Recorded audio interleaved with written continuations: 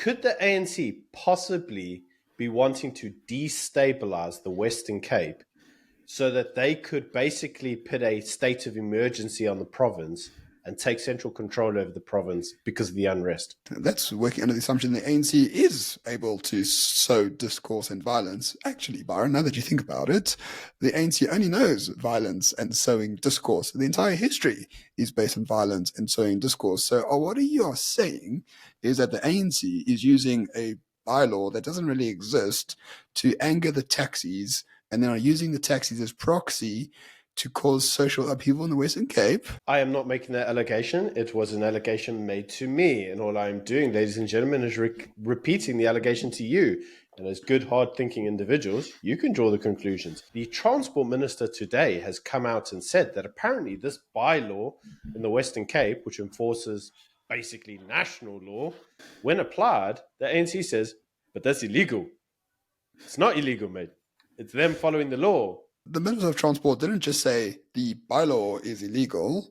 She also said that all the impounded taxis must be, let free, as if they're a bunch of sheep in a corral somewhere. So there's an overt view from the ANC minister that all of this is illegal. The DA is unlawfully impounding taxis, and therefore the taxis must be let free, which is basically what the taxi industry wants in the first place, the releasing of taxis without paying a fine. Who on earth is the minister working for in this particular case? And on top of that, Byron, the DA has come out to say Becky Tele was at a meeting with the taxi associations, and after that meeting, a taxi strike was announced. Now, we don't know what happened in the meeting because the DA weren't invited and neither was anyone else, but it's a curious coincidence. Yeah, no, Ramon, in typical fashion, do you ever notice how these things always follow a typical pattern? When you go there and you say, hey, guys, we're doing what you put in place, they go, that's arrogant and racist.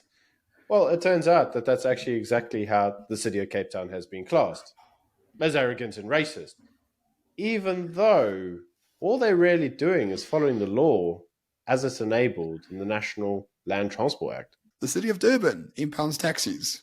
Limpopo impounds taxis under the very same law. What is the DA doing different? Nothing.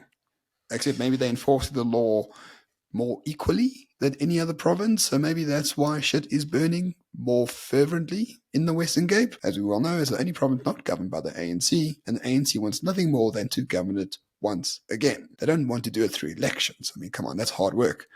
If you have a state of emergency, thanks to the violence and the chaos of the strike, that's a far better way of doing things, isn't it? And if you look at it, the ANC's electoral chances in the Western Cape are like slim to, yeah, Jesus will come back first.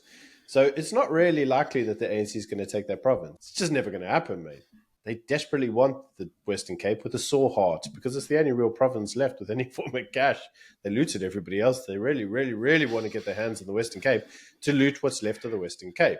So the only option, allegedly, is that you make the province ungovernable, you make it in such a state that it requires a national state of disaster, you send in the army to quell it, and you take it over through central command, mate. It's the only way that you would do it. But there's one thing that the ANC doesn't understand about the Western Cape. It's filled with massacres, i.e. coloureds. And coloureds don't like blacks. Let's just get that on the table right now. Look what was happening in Colorado Park in Cape Town.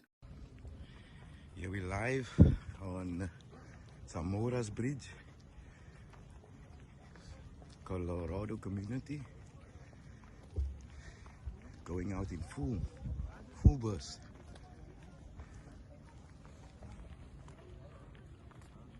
Tires burning here. A lot of Africans. Oh, it's gonna be hectic. It's gonna be hectic. Here's a day lineup. The Acc No, the Massa.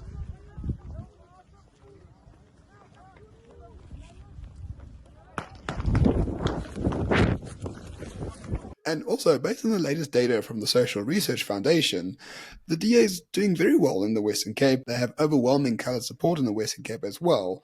So for the ANC to come in and try muscle its way into there electorally or otherwise, the colours are not going to allow that to happen. Master Guinness have had enough. That's why they keep voting for the DA. I mean, it's obvious to me. We're definitely not saying the ANC is doing this. We're using speculation. We're looking at the inferences.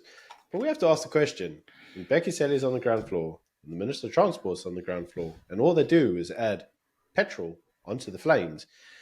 When we look at the big bonfire, we have to ask, did you light the fire or not?